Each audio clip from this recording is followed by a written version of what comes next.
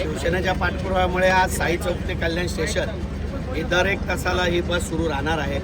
बऱ्याच वर्षापूर्वी ही कल्याण ते खडेगुळवली अशी बस सुरू आम्ही केली होती साई चौक ते. परंतु RTO असल्याकारणाने त्या ठिकाणी रहदारी खूप असल्यामुळे ही बस बऱ्याच वर्षापासून बंद होती. पुन्हा एकदा रस्त्यांचं पूर्ण विस्तारीकरण केल्यामुळे या ठिकाणी नागरिकांची खूप मागणी होती आणि अतोनात नागरिकांचे हाल होतात, कारण रिक्षा भेटत नाही, परिवहनची व्यवस्था नाही.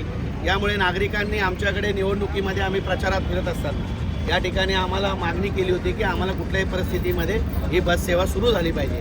आणि त्या अनुषंगाने मी असेल, सुनील वाहिले असेल, आमचे नगरसेवक असतील, या सगळ्या मंडळींनी पुढाकार घेऊन या ठिकाणी या बस सेवेचा आज शुभारंभ केलेला आहे. आणि दर एक तासाला नागरिकांसाठी बस उपलब्ध असणार आहे. या ठिकाणून ही बस साई चौकातून वाणी विद्यालय, संघवी इस्टेट, त्यानंतर इंदिरा बंगला, नंतर सह्याद्री नगर, कोकण वसाहत, बिर्ला कॉलेज, इंदिरानगर, त्याच्यानंतर रामबाग आणि कल्याण स्टेशन अशा पद्धतीने इथे स्टॉप असणार आहेत. आणि या सगळ्यांना याचा लाभ मोठ्या प्रमाणात होणार आहे आणि दर एक तासाला असल्यामुळे अनेक नागरिकांना याचा फायदा होणार.